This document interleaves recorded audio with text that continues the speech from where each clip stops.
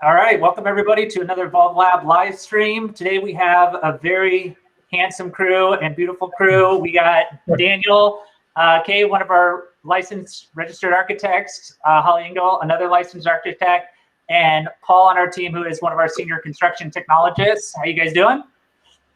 Good. Good? Good. Yeah, Good. How you doing? Doing good. All right, sweet. So we're gonna have a fun little conversation today called Architects versus Contractors. And this was kind of stemmed from a conversation we were having internally, but also a long debate in our industry of model sharing, data sharing, project sharing, and any stories that you guys have are always welcome and appreciated as well. So we wanted to just kind of have a chat about that and some of the challenges that we have in our industry and be kind of candid and honest about that. But also want people that are listening, your input, thoughts, and comments. So maybe if you guys don't mind, keep the chat going. We want to know questions or comments that you guys have had and experiences you guys have had before. So feel free to chime in there. So first off, I want to kind of ask the question from the crew, Daniel, Holly, and Paul. Can you guys give a little bit of background, your guys' experience? This isn't, you guys have worked on projects, big projects. Daniel, you came from AECOM, Holly from HDR, Paul from back in other firms. Can you guys maybe give a little bit of background and history to your guys' experience working in the industry and working at really large firms on some really progressive projects? And maybe we'll start with you, Holly, if that's okay. Okay, sure. Yeah, so, you know, at HDR specifically, I did kind of every scale of project. So anything from renovation of a local performing arts to small additions to a wastewater treatment, whole campuses and plants. So I've kind of run the gamut in my career and made a lot of models. I've worked on campuses of buildings, you know, where shared coordinates is extremely important. And also just little renovations where we're deciding with what we import from CAD, you know, well, what are we going to build? What are we going to model? How are we going to fake this in to make this as quick as possible and as painless as possible? So I've seen it all in that realm. That's good. Thanks, I have not delivered a model to a contractor yet. Not yet. Not yet. That's good. Thanks. And how about you, Daniel? Can you talk about maybe a little bit of your background? You came from AECOM and some other firms as well, small and big firms. Can you talk about some of your experience there and also similar to Holly as a licensed architect? Yeah, I mean, before I joined Evolve Lab, I was with AECOM for 5 or 6 years. And our office worked on a lot of large scale transportation projects like airports and train stations, some bus infrastructure, kind of like Holly. Some of them were like campus large multi-building projects. But before that, I worked at like a 30-person firm and also at a one-man firm. I guess it was 2 when I was there. And just dealing with construction projects at those different scales, the way you work and communicate with the construction team is quite different, you know? Totally. Yeah. Yeah, and then on the opposite side, Paul, you come from a construction background, correct? You've worked at some bigger firms back and others, is that correct? Right, yeah. So I've worked at 3 general contractors now kind of across the eastern half of the United States, assisting the internal operations teams, the project teams with BIM and VDC work. And so I've got introduced to a lot of, a range of projects, at least from high rises to small industrial shops, to anything in between. And those companies range from about 400 people to 900 people too. So always kind of on the medium to larger side of like the workforce or inside the company. But we got to interface with a lot of different projects and different delivery methods too, going from design build at the Beck Group to a standard bid design delivery system at the other general contractors I work, like at Davis Construction and PJ Dick. Yeah, a lot of range of experiences in terms of how to deliver a digital construction model that's useful to the people building it. That's great. So Holly and Daniel, you guys have experience on the design side working for an architecture firm. Paul has experience on the construction side, often either inheriting those kinds of models and or rebuilding some of them, especially on the MEP and design side. I myself came from HDR as well as working at Oz Architecture and Lanzabojo Architects on the BIM management side. And part of like our delivery process was starting to decide, okay, how far do we take the model? And as part of that, we created like an LOD documentation standard to say, this is how far we're going to model. This is what we are going to model. This is what we're not going to model. Are we modeling soffits? Are we modeling ceiling heights? To what level of detail do we model railings? And then the AIA has all of their contractual documents and how you hand off a model. And there's a lot of debate in the industry as it relates to who owns the model, who owns the data, should contractors have to rebuild the model, et cetera. And Holly, I think you had some experience in conversations around that with contractors sharing models. Paul, you've had conversations with the architects about inheriting models. Could you guys maybe talk about your experience in that and either challenges that you've seen in the industry as it relates to sharing files, and should we be sharing files across trades and across stakeholders? If the owner's flipping the bill, what does that mean for that dynamic? I don't know if you guys have thoughts or comments on that. Yeah, I can start off. Yeah, I can dive in on that. So let's back it up and think about BIM, the purpose of BIM for a second, right? The idea when BIM was first catching on, the idea was keep all of your information in one model, have it all right there and be able to access it. And I think at this stage now, 20 plus years later, we've realized that doesn't quite work. It was an ideal version of what we wanted it to be. And we're still trying to make that, happen. But I think by now the industry realized it's just not quite feasible. So we have these separate models. So of course there has to be, and I stress there has to be some type of interchange of information between these models in order to get the most out of BIM. There just has to be. If that doesn't exist or these models aren't talking to each other, then you might as well not model. You might as well stay in AutoCAD. Of course, this is an oversimplified view. So to come back to this now, so how do we get these models to talk to each other? How do we structure our projects and from concept to completion, that this information doesn't get wasted and redone or doubled up? And it's always a challenge because of course, every project is different. Every region is different. Every company operates differently with different standards. So that's already a plethora of variables that gets worked into these models from like an external viewpoint that has nothing to do with even modeling right now. So getting those to come to terms is one challenge. And I wish I had a better answer for this, but it all really comes down to how you write your contracts and how you plan for the project and what you plan to use BIM for. I've noticed that if you say, hey, we're going to BIM our project and it's going to be great and we're going to look at all the results afterwards, that typically is not going to work out because you don't know what the intent behind the BIM is. You don't know what the intent behind using it for. You don't know what information you want to utilize to drive your processes. And so I'm sort of straying away from the question here, but this is something it's very challenging. It's been amorphous for 20 plus years, always developing.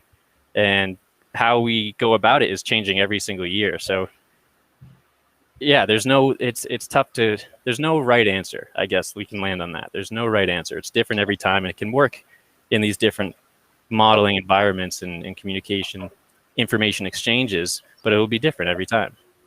Yeah, good comment. And I like that. Ultimately, what I got from what you said is it comes down to the contracts and what is the relationship of the contractor to the architect, to the owner. Is it design build, design bid build? Is it IPD, integrated project delivery? And how those contracts are written and how people are intended to use the data in the models. I'm curious if other people are listening, if you have thoughts or comments or experience on that. I know AIA has their own contracts to help with some of that handover. Curious if people that are listening have experience in that. Feel free to chime in the chat window. Holly or Daniel, do you guys have comment on that regarding like the contract side? Does it ultimately come down to contracts?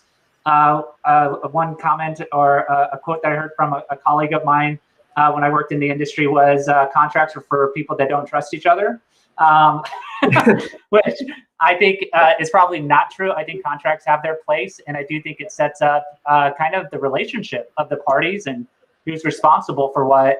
and sets kind of what I call the rules of the game. Daniel or Holly, I don't know if you guys have comments on that. Yeah,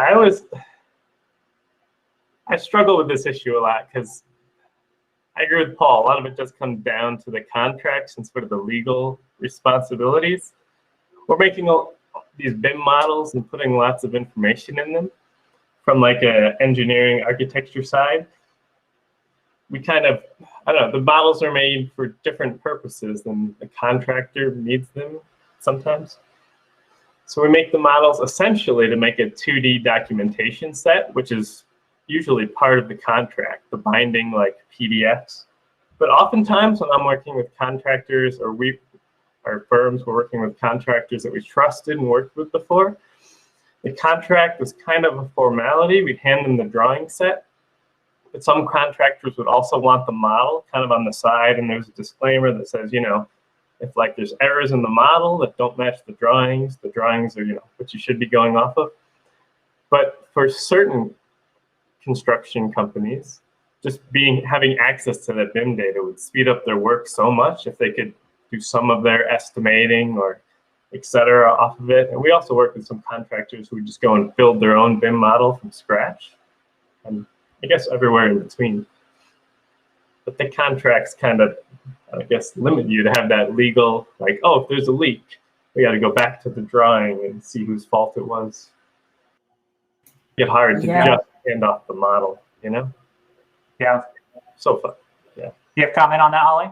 Yeah, to kind of build off of both Paul and Daniel, you know, I think that BIM, the dream of BIM, right, started long before the tools that we had were ready for use, at least in an architect's perspective. I grew up with Revit. I did the very first pilot project of Revit in the engineering department of HDR, and you know, it was a lot of getting your project managers to understand the limitations, and every year, as Paul said, it changes, it advances.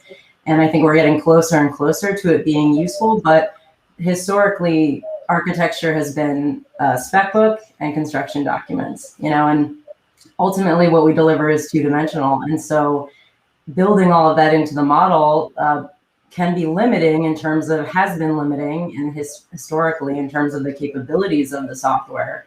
So we've also trained ourselves in certain workarounds and in things that are 2D correct. You know, when we print it, it's right. But if the second you hand off that model, some of those things aren't going to be right in modeling terms. Also, you know, kind of leaves out the spec book, right? I mean, specs change at the very end of the project. They change in construction. So if I've modeled something a certain thickness or a certain material, that is not written in stone. So I think that we're kind of in that funny in between now, and I think it's a great tool for estimating. I think we're totally there in terms of that along all phases of the project. But in terms of delivering it as a part of the construction document set, that makes me nervous. I think it makes architects nervous. And I've not been a part of that process yet, so. Definitely. Yeah, I was talking to a colleague and a peer of mine, and he was saying that he thinks that the models could be paired similar to like the construction drawings and the spec, and then you pair the model with that potentially. When you talk about it making you nervous or the delivery of that, do you think architects would do that if they were incentivized somehow? Like if the counterpoint that I've heard from architecture is like, well, we're not getting compensated to build out this fully fleshed model. You know, like we're not getting compensated to model every piece of trim and every soffit and all the hardware that goes into a door. Like we're not getting compensated for those things. So why would we, you know, model those things? Do you think architects would change their tune if they were being compensated for that? Or do you think that it's too risky for an architect to be, even if they were compensated, maybe they don't want to take the risk, where maybe a contractor is more open to taking that risk? Right. I mean, yes. Yes to all of that. I think that ultimately, in my experience, a client doesn't have the time for it. You know, I mean, there's a delivery process and it's quick anyway. The time it takes to build a model and make it useful for 2D construction documents often is as much time, if I'm lucky, that I have to get it done. So to add all of that detail, to be that accurate in terms of the model, it is a whole other deliverable. It should be compensated as such. And I would imagine that there's kind of problems on all sides of client, contract, and designer. So yeah, you kind of touch base on all of them. So I don't have an answer for it, but that's what I would see as the complexities from each viewpoint. It's a good comment. I want to ask Paul. Paul, you're working on a project right now where we're implementing Kobe. Like we've been pulled in, Evolve Lab has, to help consult a team on a Kobe deliverable. And to that exact point, like we're working with the designer, like we're in schematic design. I think we just submitted a 30% package for that. And being in a 30% schematic delivery, and the contractors involved, the architects are involved, all the design trades are involved from the MEP side. Paul, can you talk to that process a little bit? Because I think that is kind of unique in kind of a project workflow or delivery, in that I think perhaps the team is maybe being incentivized to implement a construction owner building information exchange, a Kobe deliverable, and getting that process dialed in all the way from the beginning. And I know it's in the early stages, but do you mind kind of talking about your experience on that, Paul? Yeah, absolutely. That is a great example. And so first off, shout out to Canon Design for all the great work that they've done with this Kobe stuff. Yeah, and RMH Design as well. I'm sorry.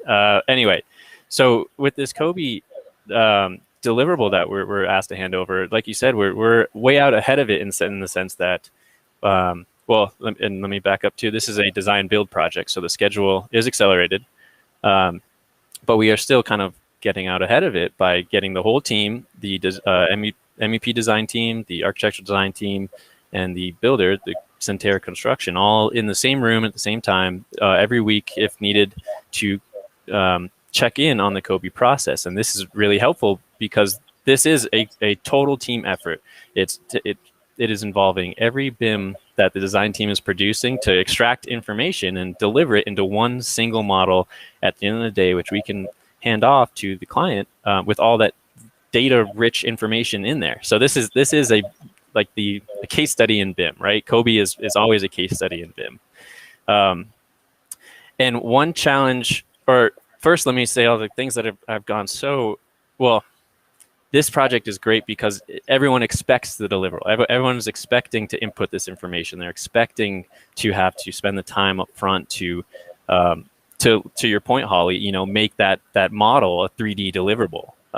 So it's an expectation, and that is already huge. That is coming out of the gate. That is a huge leg up in just managing expectations.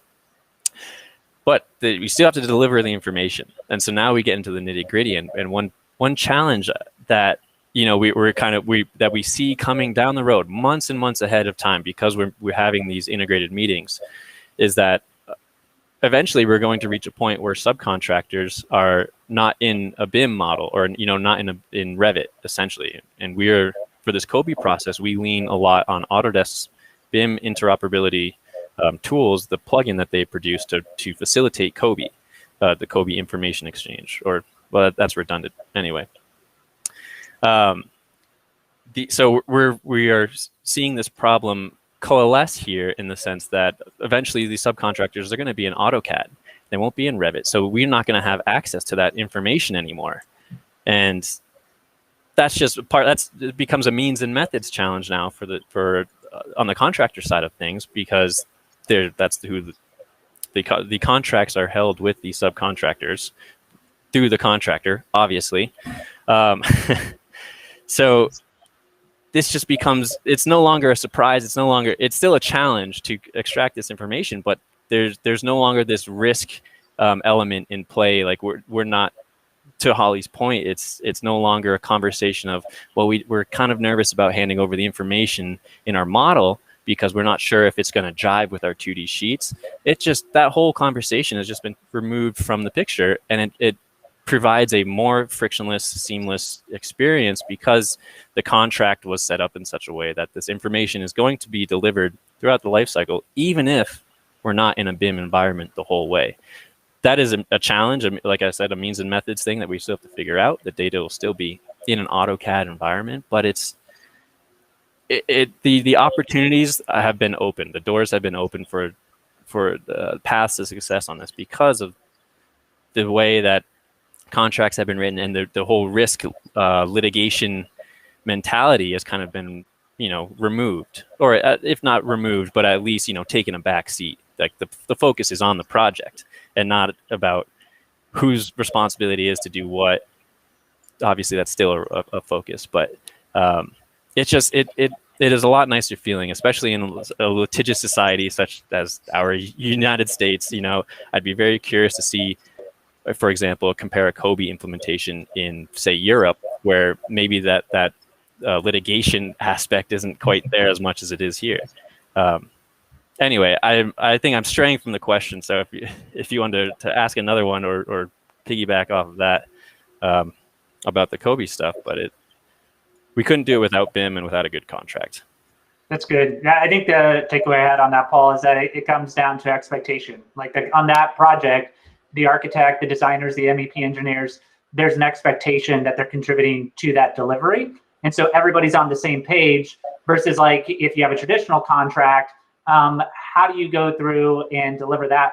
Which I think in what I've seen on more traditional site projects that doesn't have a Kobe deliverable, you have what's called an electronic release form. And that basically states, yes, as an architect, I'll share the model with you, Mr. or Mrs. Contractor, but I'm not held liable if there is a discrepancy between the model and the contract deliverable, which is the construction documents. And so, Daniel, I don't know if you have experience or if you can comment on that, but can you or Holly maybe talk about electronic release forms, and do you guys have experience on using those as part of handing a model off to a contractor?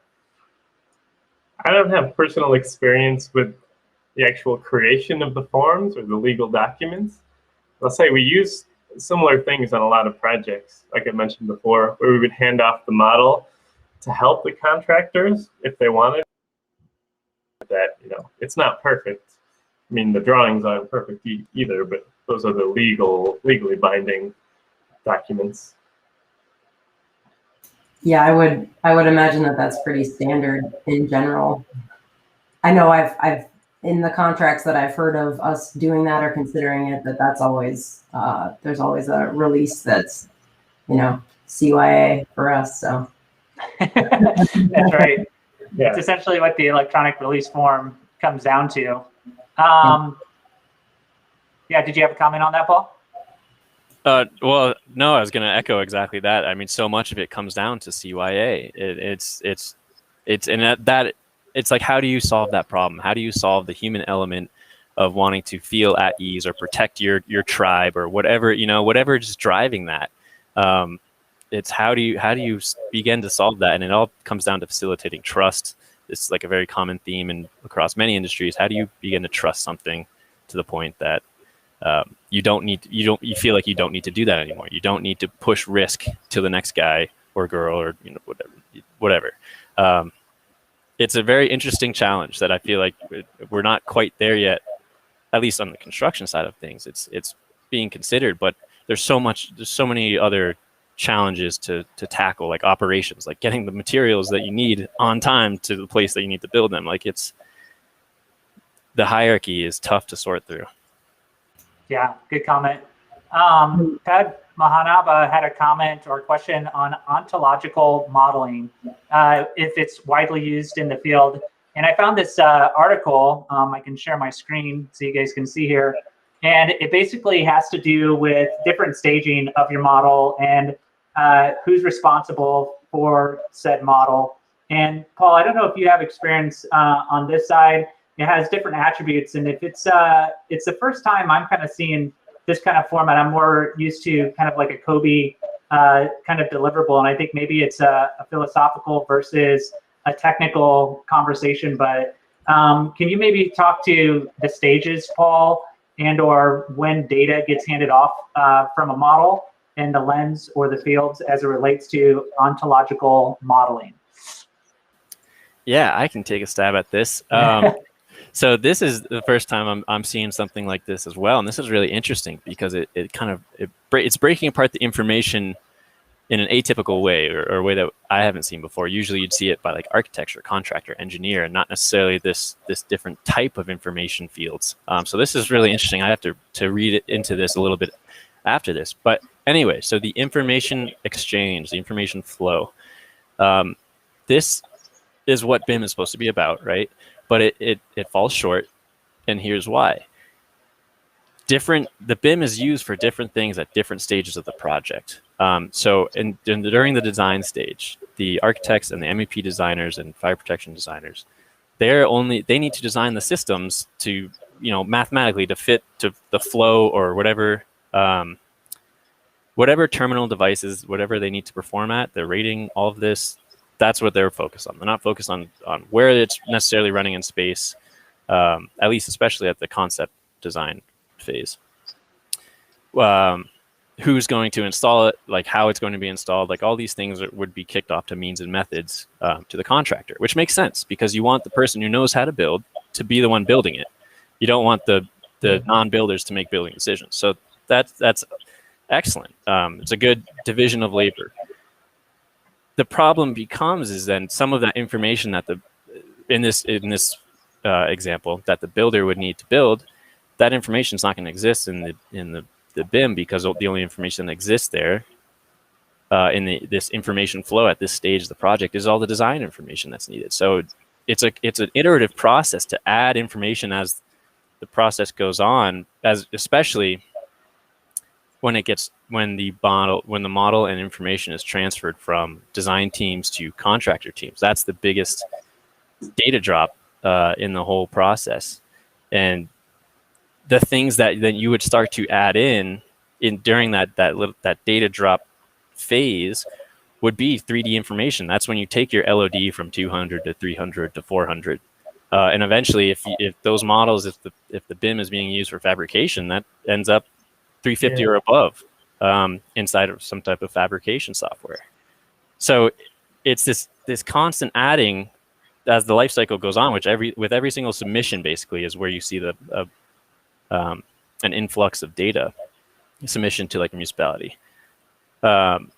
And with that influx of data, someone has to go and input it, and it's usually someone from a different team or someone else's scope of work has to input this data.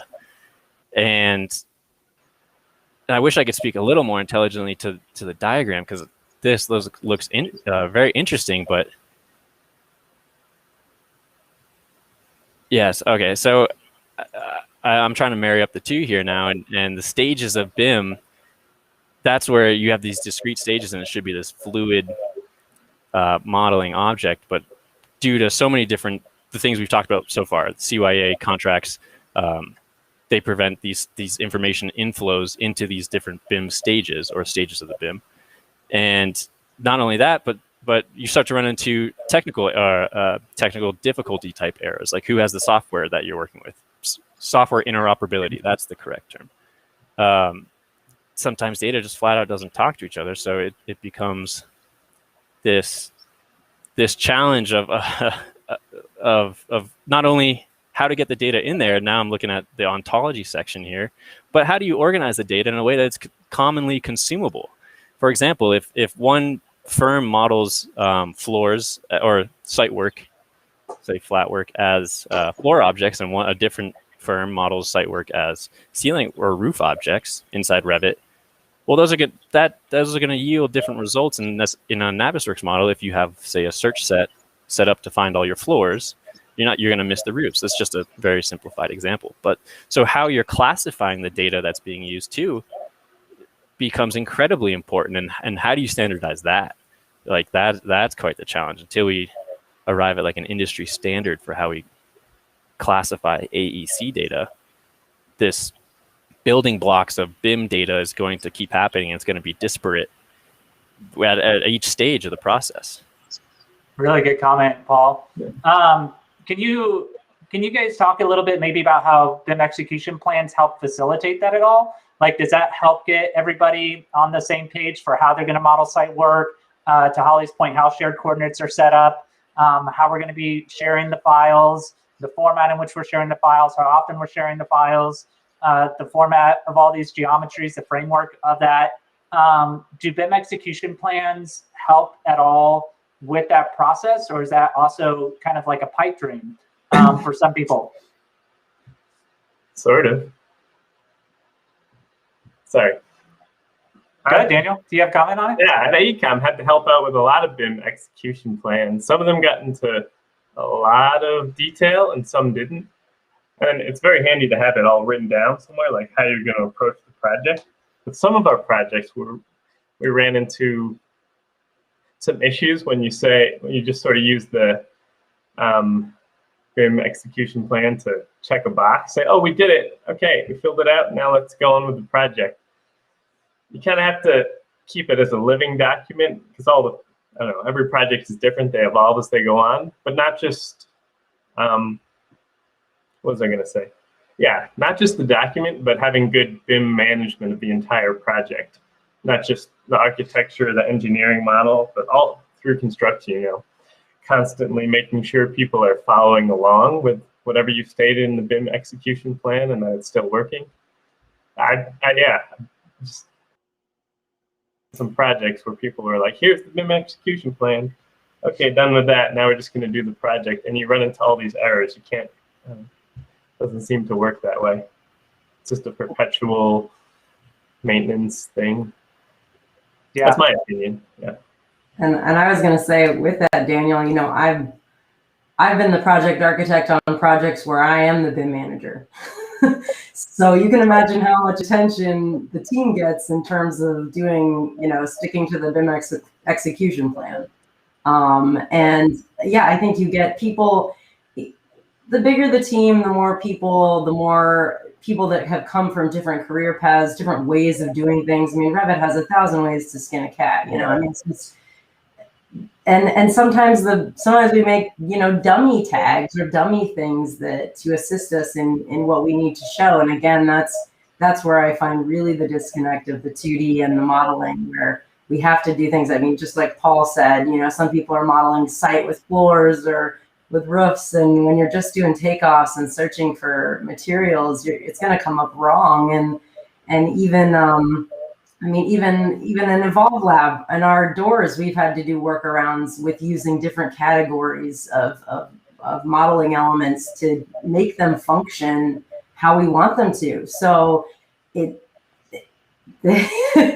hard. There's so, like I said, there's 1,000 ways to skin a cat in Revit, and everybody's figured out all 1,000 of them, and you just don't know which way people are going to go each time, and there's no way to really police that. And I think it's a whole other thing to expect a model to be a real live building with all its pieces and parts and components categorized correctly and modeled correctly. And it's, that's why we do details, and I love that part of it. I love like all the detail items and getting into that, how the building is actually, smashed together at all these different points, and to get that to look correct in a modeling environment is sometimes impossible. I mean, really impossible. So really good comment. Yeah, I was thinking through as it relates to like our LOD for railings never exceeded 200 because just the limitations of freaking Revit railings, they're horrible. And so like to Ollie's point, I guess as a question, I have two questions. Is one, are we sometimes limited on our delivery because of limitations in the modeling software, which sucks, like, is that a real issue? And then as another question, shout out to Eric Johnson, who's listening, good friend of mine, Eric. He said means and methods is probably the key phrase limiting the current success level of BIM. Which I think is a very candid comment to say, but could be very accurate. Is it a limitation in the software? Is it an architect saying, well, that's means and methods, the contractor's going to figure that out? Does that become like a scapegoat for all things that we just don't want to resolve? Or is it the Revit railings really are as bad as we think they are? Can you guys comment on that a little bit as we're limited to either software and or is it more philosophical where we just have a hard time committing to that delivery, and we say, well, means and methods, we'll let someone downstream figure that problem out. I kind of quickly just wanted to say, the whole industry changed. As an architect, 30 years ago, it's a different job. 50 years ago, a different job. So having software catch up to that job is, I think, ultimately the problem. And I just don't think we're there yet. And the training that it takes to continually learn the software that's on that cutting edge and teach everybody how to use it correctly, I think is just, we're really just starting. I feel like we're really just starting in being able to make a model be a deliverable. Yeah. You have comment on that, Daniel? I don't know, maybe. A lot of the times when I'm using Revit at different firms, designing things, I feel like maybe the technology hasn't caught up.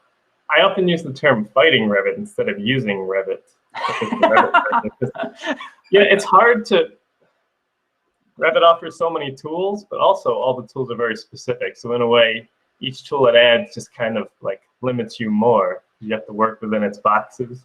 Like the railings, oh my God, we would almost always... Stairs too, I would design them in SketchUp or Rhino as just one thing, and we wouldn't have all the BIM information, which would make the documentation more difficult. We had more control over the design. Yeah, it's a good comment. Yeah. You have thoughts on that, Paul? I know, because you're often the one inheriting some of these models, and to your point of different people modeling different ways, I think Holly and Daniel are kind of validating the reason. It's because of limitations in the software and trying to get a delivery going. Paul, you talked about that as well as the standard as it relates to the framework of the models. Is there a validity in some of that based on limitations of the software? Or is it more on personnel or lack of commitment to projects, or maybe a blend of both? Thoughts or comments, Paul? I would absolutely agree. It absolutely is a limitation of the software, and that's to some degree. I think that's to be expected, right? Because like Holly is saying, this is relatively new. 10 years is a short time frame, especially for, well, maybe for technological adoption, maybe not. See, because we compare it to other industries all the time. It's like, why have other industries adopted technology so much faster? Mm-hmm. I think part of that is the physical nature of construction. Like, technology can only help you so far before you have to physically put something in place. But anyway, getting aside from that, the software is definitely a limiter. It enables so much, of course, but to the point that you have to develop a workaround to make a wall sweep on an angle. It's like something that's so trivial as that, and it's just you're no longer being helped by the software. Now you're being hurt by it. You're sinking more time and energy and training and effort and blood and sweat and tears into figuring out how to optimize something that only is going to change the next year or 2 or 3 later. Maybe not necessarily, but you know what I mean? To Holly's point, it's an investment to invest in a not only as a person who wants to stay relevant with the skills, but as a firm who needs to find those kind of maybe not quite unicorn style people, but people that are very adept at using the tool. There's a disconnect there, because then if you're adept at using the tool, you might not be as adept as an architect or as adept as a builder, or so the time required to become proficient to get this information in place, I think, is definitely a challenge. And I've been saying for a while now that this industry, AEC, it's a user interface problem. If things were easier, if less clicks and picks, information was presented in the way that you can get insights on dashboards or on your iPhone, things that are easily to understand for a human, it obviously becomes easier. Of course, it's very hard to do in construction, very complex to build a building. There's a lot of moving parts, pieces of information. Really good comment. I'm curious, I went from working at a full service architecture company where we had MEP in-house, we had signage and wayfinding, we had healthcare consulting, and we had set up this infrastructure, which Wade in the chat is talking about. If you have everybody under one roof, it helps create and systemize and standardize a lot of these processes. And then I went from that environment to working at an architecture company where we consulted all the MEP people, and the MEP designer or the plumbing designer you had on one project might be totally different on another project. And I went talking at a meetup about talking about how do you standardize and systemize processes across multiple firms and multiple consultants, and trying to systemize all the data exchange. Every firm has their own shared parameter file. Well, why the heck do we do that? Can we not have like a shared parameter file among all firms? And I was almost laughed out of the room. Like, no, like absolutely not. You can't do that. Like every firm's going to have their own standards and processes. And so Sigma in the chat is talking about like IFC. Like we have Kobe, we have IFC as data exchanges. Do some of those kind of standards help with some of the dialogue and the exchange of data? In your guys' experience, is the answer IFC or Kobe to be able to systemize or standardize some of this? Or are there other frameworks that that exist, or if there isn't one that exists that should exist to help with some of the handoff and coordination amongst architects, contractors, and designers? Sometimes. Yeah, right. I was thinking about something that Wade Nolan brought up in the chat. I wanted to mention about like prefab modular design, which I was thinking about in the beginning of this conversation, because we're sort of talking about the differences between how engineers and architects will go about creating a BIM model for their needs to make the 2D documentation set or whatever, and what the contractor actually needs to build the whole thing. And not all that information might be in there. And when I think of this, I think of the like prefab design as the way that solved this gap, but it's very limiting, Like if you can limit your construction to only these certain modular pieces, and it's very easy to go straight from the design model to manufacturing, and maybe there is no one fluid system. I feel like maybe in the future with robots, 3D printing buildings and stuff like that, we might get there where it goes straight from, the Revit model or whatever type of model it is, just right to construction. I don't think we're there yet. Well, I just wanted to point out that, this industry went from whatever my hand can draw to not bad at all. That's true. And we have overlapping. We're at the point with overlapping generations of architects who that was their life. That's what architecture was, and reconciling that is a nightmare. Yeah, now it could be bad and frustrating, and having one piece of software that wants to be so smart that we can hand it to a contractor and they can build everything from it it's a crazy expectation. I mean, it's wonderful. I love the idea. We all wanted that. When we said BIM in the beginning, that's what we thought, that's what we heard, that's what we were sold. But it's not that in practice. It just isn't. And we're getting there, but it's still going to be a while. Anyway. Like what you said about from anything my hand can draw. And now we're almost on the edge of like things that my hand couldn't possibly draw when you get into like parametric design and, Dynamo, et cetera, computer generated things. You could design buildings based on inputs and machine learning and algorithms that like you could never draw by hand, just like the other end of the spectrum. Right. But those things also aren't done in Revit. We shot for the most part. That's right. To do that. So yeah, it's a good. Sorry, I was going to piggyback off that. That is a great comment. I think someone else that was brought up in the comments as too. Did BIM make things harder for everybody because of that added capability? The expectation is now, okay, you got the tools, do something crazy. Like it totally. And the point that we are in like a generational shift. So generation A and generation B who learned how to do things very differently. Like, for example, we have BIM, what's the term I'm looking for?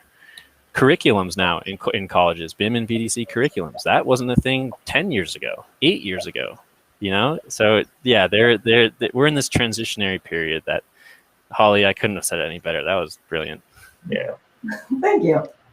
Yeah, it's hard to reconcile because what I always keep that in mind. What I fell in love with when I decided to be an architect and then what I did as an architect, and they're very different. And I always have conversations with my peers and that asking like, so what was it like when you got to that point and you had to reconcile those two things? Because everybody has, you know, and you start off in architecture school and it is very theoretical and conceptual and hand done and hand modeled. And then instantly it's like, okay, now do it all on the computer and learn all these different softwares and interface with them. And it's a different person, really. I feel sometimes like I am two different people and I struggle between which side to choose. You know, is it the creative side or the computer scientist side? And, you know, you never get to really fulfill one or the other when you're trying to be both.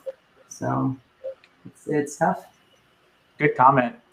Can you guys, I mean, I'm not old enough to be on the hand drafting side. Like I did some of it in college, but then in the industry, like I did a fair amount of like computer aided drafting before BIM, and then was part of like the BIM adoption process. And one of the things that I quickly realized is part of it is the process changing, to your point, Holly. Like it was like anything I could draw with my hand, or to Daniel's counterpoint is like, now we have tools that help us do things that we have a hard time doing with our hand, you know, like.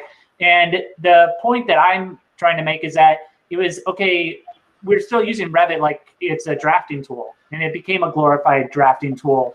And my argument is like we've transitioned now to it's a building information modeling tool, or and then now this next wave is this data-driven design modeling tool. Like, can we start doing stuff with data to optimize the design? To Daniel's comment of it, like, okay, well, now I could start to put in different metrics. And if I want to, you know, optimize my daylighting analysis with my least amount of travel distances for the nurses for this healthcare project, but I also want to maximize my daylight so patients can, you know, get well better. But then also have my code analysis that I have to reconcile. Can you guys talk a little bit maybe how data helps inform that process or limits that process? Is it a challenge as it relates to that kind of delivery and helps you do your job better, or not at all? Like, is it become a roadblock now and you have to cut through, you know, all these different standards and processes that make it more difficult to deliver it? Do you guys have thoughts or comments on that, going from maybe CAD world to BIM world to data-driven design world, and then having that be a handoff to a contractor future down the line? And maybe as another comment, like the whole idea of like digital fabrication and CNC milling, like that helps with, you know, a lot of the process, in my opinion. But I don't know if you guys have thoughts or comments. Personally, I think that's where the industry is going, is digital fab, modular construction, prefabrication, offsite fabrication. That's where all this data is going to end up. Because that we've seen the advantages of that in construction already. It's already been proven, so it's validated. It's just now a matter of connecting, you know, standardizing the data and connecting it to those processes. That's the whole thing right now. So to speak to that, from CAD to BIM to data-driven design to the contract to installation, we'll call it, where it ends up. It's happening. Yep, it's happening now. It's rare, and I don't think, because of all the things we've talked about, is like the non-standardized data format.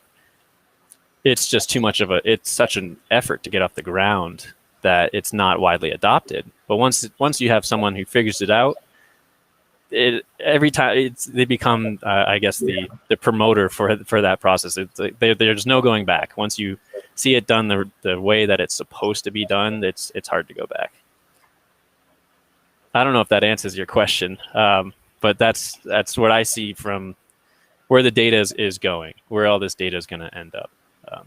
Especially not even talking about machine learning, that's going to be a huge in construction, I predict. But yeah, that's one of the big trends I'm noticing too. To your point, Paul, is design for manufacturing and offsite construction. Oh, yeah. When I was working in architecture, I was pushing that hard, and I got a lot of pushback. They're like, "Bill, we're designing buildings, not Toyota Camrys. Like, it's not as repeatable." But if you start to kind of modularize, you know, different components of the building for that repeatability for the manufacturing piece of it. Daniel, I think you had a comment on that. Do you have thoughts? Or? Yeah, I sort of agree with you, Bill. Like, I feel like architecture firm, a lot of architects and designers often find themselves reinventing the wheel. I feel like I see this a lot on multiple projects, trying out all these design solutions to find the best, but ending up with something similar. I mean, some parts some situations are quite unique, but there's also a lot of situations where the sort of optimization and reuse of modules and pieces, even pieces of like design and ideas, could just be taken advantage of, maybe once our sort of software catches up with that. Yeah, good comment. Do you have thoughts or comment on that, Paul or Holly?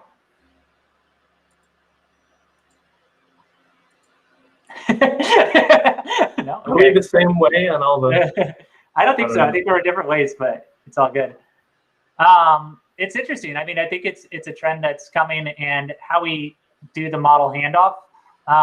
There's people that are doing it, and we have some people that were doing it that are no longer doing it, that have now since gone out of business. There's a lot of conversation around that as well. And I'm curious to see what people will stay in the game and be able to execute the modular construction and handoff process. I think too, though, ultimately it comes down to each project. It's the same for me as the whole working from home. You know, which one's right? Well, neither one's right. It's what's right for your firm, your demographic, your project typology. You know, so projects that are very repeatable, like multifamily, you have 1-bedroom, 2-bedroom apartments. Those are all repeatable, very easy to create modular units, you know, for that. Versus if you're doing maybe a co-working space with a lot of office and open spaces, that doesn't make sense perhaps for modular. So I think it also depends on the project typology, and it's not a one size fits all, in my opinion. Like, do you guys agree? It's like a start. I feel like the things that are easier to, I'll say, automate in that way, like a storage unit building, you know, where you can rent space and store, or a parking garage, etc. These things have a lot more simplicity and rules, are much easier to modularize from the design all the way through to construction. But I think eventually we'll get to the place where, you know, like stadiums, single-family residential things, maybe even art galleries, you could start using data-driven design and such to optimize them. I don't think we're there yet. We're kind of in like a starting into this transitional phase. Yeah, good comment, Daniel. I'm wondering too, as it relates to that point as well, like I've seen examples that we've helped out on for like museums and other projects where we've created, you know, panelization and the IDs and the frame IDs that go into that and the QR code. And it's like an IKEA of a building assembling it. And so to your point, like as a counterpoint to what I said, actually, maybe it's not always, you know, multifamily or super repeatable things, but also some of those technologies and tools can lend themselves to more complex projects as it relates to that, and using the data to help inform or automate some of those processes. Paul, you've worked a lot on the construction side and doing 3D coordination. You do a lot of clash detection, clash reconciliation. What's like one of the bigger issues that you see on the construction side inheriting some of these models, and how do architects and designers help facilitate that handoff process maybe better to you? Or should they not? Like, do you just take it and rebuild it from scratch? Can you comment on that, Paul? Yeah, absolutely. This is something I think a lot about. And I'll answer the second question first. Should the architect, or should someone rebuild a model from scratch? And I think flat out, you know, blanket answer no, because that's just such a waste of effort. There has to be a better way. There has to be a better way. Yeah. If that means making additions, you know, filling in where the not omissions, but, you know, like where some of that 3D information is only existing in 2D, sure, definitely. If that's needed and that's going to deliver a better product, if there's an intent, you know, product being a building, then totally. One of the biggest, or two of the biggest challenges I see, and well, with clash detection, is Holly kind of touched on this, and I'm glad you brought this up, is the example of details. So most details, architectural and structural, they're standardized so that you have a detail page. And then eventually you just plop the detail page and delete the details you don't need, right? So, and this is common thing. This is right. The amount of clashes that result from those missing details, it's absurdly higher, because that's physical things that are physically not there. I mostly see this with steel moment connections. When you have steel beams, a lot of time you'll need a little thing there. Forgetting the actual name of it. Anyway, so when you run pipe right tight to your steel, it's going to hit that thing, and now it's through now you have to offset down. Now you're through the nice finished ceiling in your hallway, and nobody's happy. So that's a perfect example of something that's extremely advantageous for designers, helps their workflow, is standardizing details, blows up on the building side. And how do you solve that? Because how are you going to convince someone, hey, I know this works great for you, it's saving you a bunch of time when you're making your models, but can you just model those because it'll help us out? It's like, that's not reasonable. And I agree that if the model is going to be brought to that level by the design team, they should be compensated for it. And really, this becomes a discussion with owners, is what's valuable to them. Because ultimately we're just talking about means to an end. We just want to deliver a building on time, under budget, with as few errors as possible, as least headaches as possible.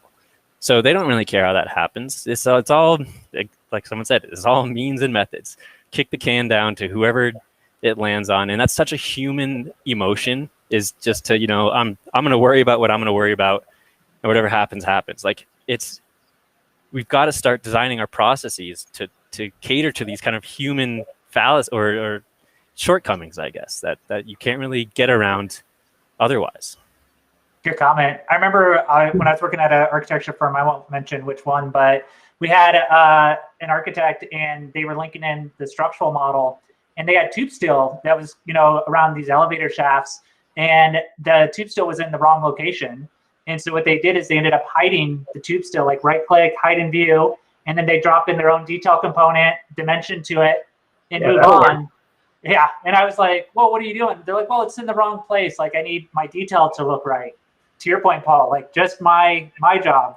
And I was like, yeah, but then when they start framing the building, they're going to install the tube steel based on the structural engineer's location of that tube steel. You can't just hide the tube steel so it looks right for your detail. Like, you have to think about all parties involved, the integration of all of that, and creating a better process, of model sharing, data sharing, coordination, etc., even internally beyond just, the contractor. Yeah, and to piggyback off that, Bill, I do think that the one thing that BIM does that is sort of a detriment, unless you just pay attention, is that our linked models, there's always this assumption of, like, this is correct, right? They're not working on it in tandem, they're done, this is right. And sometimes those conversations, those necessary coordination conversations, get missed or don't happen. And so, I mean, in best practice, you can't let the model tell you everything. You need to sit down and have a team conversation over and over and over and over again. Make sure that those things, you've walked through them together. Those are actually my favorite kind of meetings, but I know how often they don't happen on a lot of teams. So. I wanted to drive that home, because the theme that I noticed too, it's collaboration is key. That's nothing new. These are all collaboration tools. Projects they go better when everyone's on the same page collaborating. That's what all this stuff is supposed to facilitate. Totally. And we are at top of the hour, and I think that's a really good point to end us on. Collaboration is key. Dean Patton there in the chat window said it.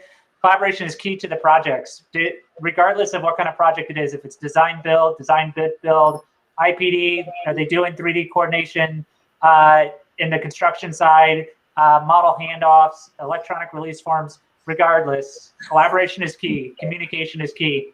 Holly, Daniel, Paul, man, I really appreciate you guys joining us for the live stream.